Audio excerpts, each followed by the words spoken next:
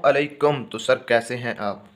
देखें, मैं समझता हूँ कि अगर ये 6 चीज़ें आपके अंदर हैं, ये 6 काम अगर आप कर रहे हैं, तो कोई भी एग्ज़ाम, चाहे वो एमडी कैट हो, चाहे वो सीए हो, मीन प्रोफेशनल डिग्रीज़ हों, कोई भी कॉम्पिटिटिव एग्ज़ाम या किसी किस्म के आप गुड मार्क्स अचीव करना चाहते हैं अपनी स्टडी में, स्पेशली 9th से लेके 12th तक मैं स्टूडेंट्स को मोटिवेट या स्टूडेंट्स को कह सकते हैं कि गाइड करता हूँ। और ये 36 वीडियो स्टूडेंट आपके लिए मैं बना रहा हूँ।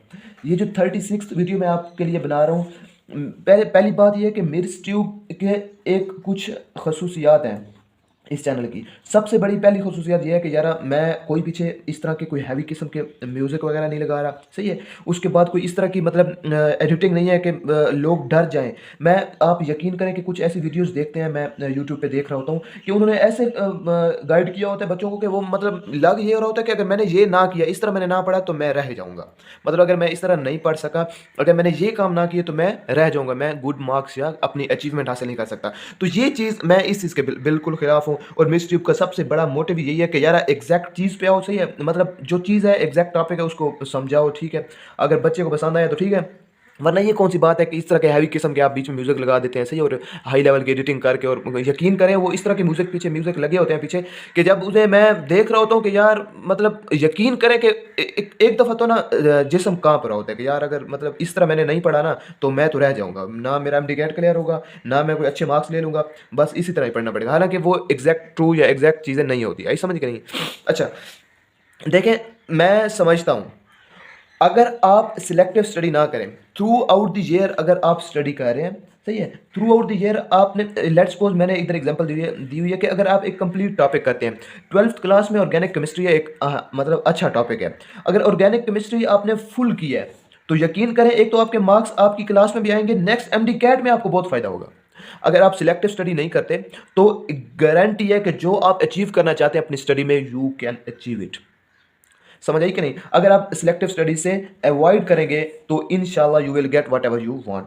नेक्स्ट थिंग जो बहुत ही इंपॉर्टेंट है वो है, मतलब स्टूडेंट प्लानिंग नहीं करते, आपके पास प्रिपरेशन की प्लानिंग नहीं होती।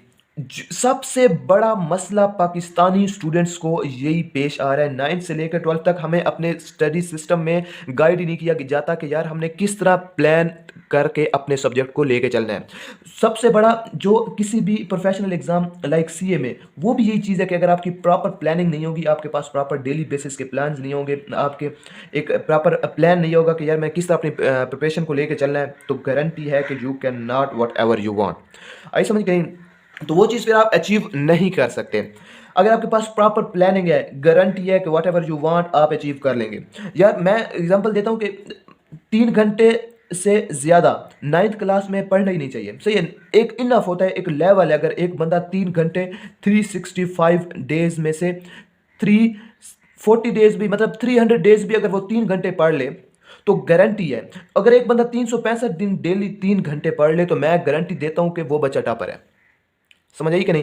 ये अगर एक बंदा 300 दिन भी अगर 3 घंटे पढ़ लेना, वो भी बहुत अच्छे मार्क्स ले लेगा। आपके पास प्रॉपर प्लान होना चाहिए, स्टडी आपने डेली बेसिस पे करनी है, सही है। सबसे बड़ी चीज़ ये होती है कि हम पहले ना अपने एग्जाम को एज अ च्यूटी समझ रहे होते हैं, सही है। वो बहुत दूर होते हैं, हमें मतलब समझ नहीं आ रही होती, हम इतना ना उनसे डर नहीं रहे होते। लेकिन एट द एंड जब वो हमारे बिल्कुल सामने आ जाता है, 1-2 महीना पहले जब हमें समझ लगती है कि यार ये जिसे च्यूटी में समझ रहा था, ये तो भाई कोई बला निकल है, ये तो कोई वो पहाड़ निकल आया, ये तो कोई बहुत बड़ी बला लाइक हाथी है, ये तो मैं जिसे च्यूटी समझ रहा था वो हाथी निकल आया। तो जिसे हम च्यूटी समझ रहे होते हैं, क्योंकि हमने प्रॉपर प्लान नहीं किया होता, एट द एंड वही च्यूटी हमें क्या लग रही होती है, हाथी लग रही होती है। वही चीज़ें हमें बहुत बड़ी बलाएं लग रही होती हैं, वही चीज़ें हमें बहुत डरा रही होती हैं। समझ गए कि अगर आपके पास प्रॉपर प्लान है, you can get maximum marks in your exam इंशाल्लाह। Next thing, last month preparation. इसकी एग्जांपल मैंने बारहा अपनी वीडियोस में दी है कि यारा जो भी हमारी ये जो शिप के पायलट होते हैं, सही है, ऐसे समझ के नहीं, शिप के जो कैप्टन होते हैं, जो बड़ी बड़ी शिप्स चलाते हैं, हिस्ट्री में जितने शिप्स भी डूबी हैं वो किनारे के नज़दीक जब पहुंचने वाली थी ना, वो उस वक्त डूबी हैं। क्यों? कि उस वक्त एट द एंड कैप्टन या वो जो शिप में वो जो पायलट था, उसने ये समझा कि यार बस अभी हम पहुंच गए। उन्होंने लास्ट मंथ पे वो अपनी एफर्ट छोड़ दी थी और मसला क्या बना के डुबा बैठे अपनी शिप। तो लास्ट मंथ प्रिपरेशन बहुत इंपॉर्टेंट होती है, और लास्ट मंथ हर सीए के एग्जाम में भी लास्ट मंथ रिवीजन के लिए होता है, सही है। आपका लास्ट मंथ एक प्रॉपर प्लान के साथ आपने रिवीजन करनी है। लास्ट मंथ बहुत इंपॉर्टेंट होता है। लास्ट मंथ में इस तरह ना हो कि आप 13-13 घंटे सो रहे हो, आई समझ के नहीं, मतलब वो मोटिवेशन टाइप डाउन हो रही होती है कुछ बच्चों की, आई समझ के उन्हें मतलब समझ नहीं आ रहा होता कि अभी हम क्या करें। तो लास्ट मंथ में आपने आपने अपने आप को at the end of the paper तक अपने आप को तैयार रखना है। अगर आपकी लास्ट मंथ में प्रिपरेशन नहीं है तो you can not whatever you want, आई समझ के नहीं। तीसरी थिंग जो बहुत सॉरी चौथी थिंग जो बहुत इंपॉर्टेंट है, जिसको कहते हैं इंटरवल ऑफ टेस्ट, आई समझ गए नहीं। यार आप मुझे खुद बताएं, एक बच्चे ने 6 घंटे सॉरी 6 मॉक टेस्ट दिए, आई समझ गए नहीं, और एक बच्चे ने बिल्कुल टेस्ट ही नहीं दिए। एक बच्चे ने 365 डेज में से 365 डेज में से कोई उसके 50 दफ़ा टेस्ट हुए हैं, 50 दफ़ा पेपर्स हुए हैं, आई समझ, उसने सारे अचीव किए हैं, सारे सॉरी पेपर दिए हैं। उसकी प्रिपरेशन, उसका practice level as compare to वो बच्चा जिसने पूरा साल प्रैक्टिस ही नहीं की, टेस्ट ही नहीं दिए, तो वो कैसे आप मतलब कैसे फिर आपको फेलियर एक्सेप्ट करना पड़े, आई समझ के नहीं। फिर ये गारंटी है कि जिस बच्चे के टेस्ट प्रैक्टिस नहीं है वो मार्क्स नहीं ले सकता।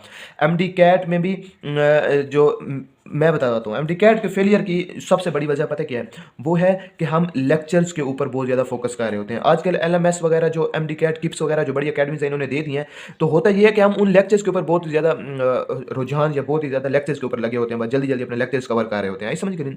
और नुकसान क्या हो रहा होता है कि हम टेस्ट प्रैक्टिस नहीं कर रहे होते, और जब हम टेस्ट प्रैक्टिस नहीं कर रहे होते, एट द एंड क्या होता है कि नहीं अचीव कर सकते वो मार्क्स जो हमें एमडी कैट में लेने चाहिए थे, समझ आई कि नहीं। तो चौथी थिंग जो बहुत इंपॉर्टेंट है सर, अगर आप टेस्ट में टेस्ट दे रहे हैं पूरा साल, तो गारंटी है आप अपने मार्क्स ले लेंगे। पांचवी थिंग यार, ये मैं समझता हूँ बहुत इंपॉर्टेंट है। ये पांचवी थिंग आजकल के मतलब आज से 5-6 साल पहले ये थोड़ी कम थी, लेकिन अभी ये जो पांचवी थिंग चीज़ है ये बहुत ज़्यादा मैटर कर रही है। वो क्या है कि यार हम हर बंदे के नोट्स, बुक्स और प्रैक्टिस मटेरियल जहाँ से हमें मिल रहा है, सोशल मीडिया का ज़माना ऐसे ही, पीडीएफ फाइल्स में हमें मिल जाते हैं, हम प्रिंट करवा रहे हैं, उन्हें फॉलो कर रहे हैं। यार मैं समझता हूँ कि आपको अपने टीचर के ऊपर इत्मीनान होना चाहिए। आप थ्रू आउट द ईयर एक बुक फॉलो करें, एक टीचर फॉलो करें, इंशाल्लाह आप 100% मार्क्स अचीव कर पाएंगे। मतलब 20-20 आपने गाइडें ली हुई हैं, सही है, कोई 10-10 तो आपके एक एक नोट्स हैं, एक एक सब्जेक्ट के, हर चैप्टर के हर किसी के अलग नोट्स हैं। इसमें ये जो प्रैक्टिस मटेरियल है, ये जो बुक्स वगैरह आप फॉलो कर रहे हैं, ये जो 10-10 बुक्स आप फॉलो कर रहे हैं, ये चीज़ अच्छी नहीं है। आप यकीन करें एमडी कैट में भी एट द एंड यार एमडी कैट, इसके ऊपर एक प्रॉपर मैं वीडियो बनाऊंगा कि एमडी कैट वाले ना मतलब हमारे माइंड के साथ किस तरह खेल रहे होते हैं। वो एट द एंड यही वो मिथ शुरू हो जाती है मार्केट में कि यार वो फेडरल बोर्ड से पेपर आएगा, सही है, नहीं पंजाब से आएगा, ओ यार केपीके में से एमसीक्यूज आ रहे हैं। तो वो बच्चा जिसने through out the year Punjab में पढ़ा होता है, एट द एंड वो फेडरल को भी पढ़ रहा होता है, केपीके को भी पढ़ रहा होता है, और पंजाब को छोड़ी बैठा होता है। तो जब इन दो के चक्कर में पढ़ता है तो इस चीज़ के ऊपर वो ग्रिप छोड़ देता है आखिरी लास्ट मंथ में। तो sir through out the year की बुक फॉलो करें, इस केपीके में से 10 आ जाएंगे, इसमें से 10 आ जाएंगे, तो बाकी जो आपके 180 मार्क्स अगर वो आपके सिक्योर हो गए, आपको 100% ये गारंटी है कि आपका टेस्ट निकल जाएगा। और ये भी केपी और फेडरल बोर्ड में भी कुछ इस तरह के होंगे कि जो आप कर पाएंगे, क्योंकि पंजाब का नॉलेज इस तरह लेवल का होगा, या आपने through out the year federal board किया तो मतलब कंसेप्ट तो सेम है ना। अगर केपी के पंजाब में भी आ गया तो आप गारंटी है कि आप फेडरल बोर्ड में से कर पाएंगे, समझ आई कि नहीं। अगर आपने through out the year federal board पढ़ी है, ये कौन सी बात है कि यार फेडरल बोर्ड में 2 साल आप लगा के और एमडी कैट में आप पंजाब की बुक फॉलो कर रहे हैं, ये मतलब कोई तुक बनता है। ये चीज़ मतलब आपको ये चीज़ें ख़त्म करनी पड़ेंगी। पांचवी चीज़ सर जी वो ये है कि आपने थ्रू आउट द ईयर एक बंदे के नोट्स, एक ही सर के नोट्स और एक ही प्रैक्टिस मटेरियल, कोई एक ही बुक फॉलो करनी है और उसको फुल ग्रिप में लेना है, समझ आई कि नहीं। Last but not the least sir ji जो बहुत ही इंपॉर्टेंट है वो है कि हम हर बंदे से सजेशन ले रहे होते हैं।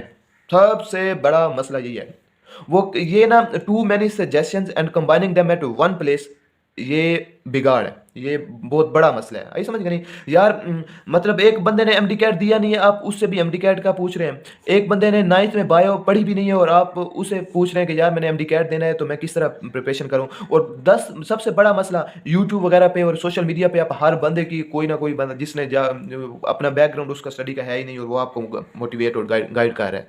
तो ये जो मसला है ना कि हर बंदे से आप सजेशन ले रहे हैं, ये भी बहुत बड़ा मसला है, समझ आई कि नहीं। हर बंदे से आपने सजेशन नहीं लेनी यार, कोई एक बंदा फॉलो करें। मैं कहता हूं आप अपने टीचर्स को फॉलो करें, अपने टीचर्स की बात सुने। जिस टीचर से आप पढ़ रहे हैं अपने कॉलेजेस में, आप फिजिक्स जिस टीचर से पढ़ रहे हैं, फिजिक्स के बारे में जो आपको प्रॉब्लम है, जो आपने फिजिक्स के बारे में मोटिवेशन लेनी है, फिजिक्स के बारे में न्यूमेरिकल का मसला है, फिजिक्स के बारे में थ्योरी का मसला है, उसी टीचर से, अपने टीचर के ऊपर आपको एतमाद होना चाहिए। ये ना हो कि आप फिजिक्स में आपको न्यूमेरिकल का मसला है तो आपने 3 यूट्यूब चैनल से वो सीख लिए, और इसी तरह थ्योरी का मसला है तो आपने किसी और टीचर को पकड़ लिया है, सही है। इसी तरह आपको ओवरऑल स्टडी में मसला है तो आपने एक सोते वक्त एक बंदे की यूट्यूब वीडियो देख लिया है, सही, अगले बंदे की फिर ये चीज़ें नहीं, मतलब too many suggestions combining at one place is very harm for you student. So ये 6 चीज़ें अगर आप कर रहे हैं, की टू पास है, मैं समझता हूँ कि अगर ये बंदा ये 6 चीज़ें अवॉइड कर ले, इन 6 चीज़ों से बच जाए, गारंटी है कि he can achieve whatever he want. थोड़ी लंबी हो गई है वीडियो, लेकिन गारंटी है अगर आप ये चीज़ें अपने आप से निकालें, इन चीज़ों के आप अगर फोकस करें, 9th का ये 4 साल आपके मुश्किल है, 9th से 12th, इंशाल्लाह एट द एंड 6 महीने में आपका एमडी कैट होगा और आप क्लियर कर जाएंगे। इसके बाद आपका नेस्ट वगैरह का टेस्ट होगा 12th के बाद, वो क्लियर कर जाएंगे और फिर अपने डिजायर यूनिवर्सिटी में आप निकल जाएंगे। समझ आई कि नहीं? तो ये 6 चीज़ें इंशाल्लाह इनके ऊपर कंट्रोल करें, जी कौन सी किसी क्लास में भी है इंशाल्लाह आपको फ़ायदा होगा।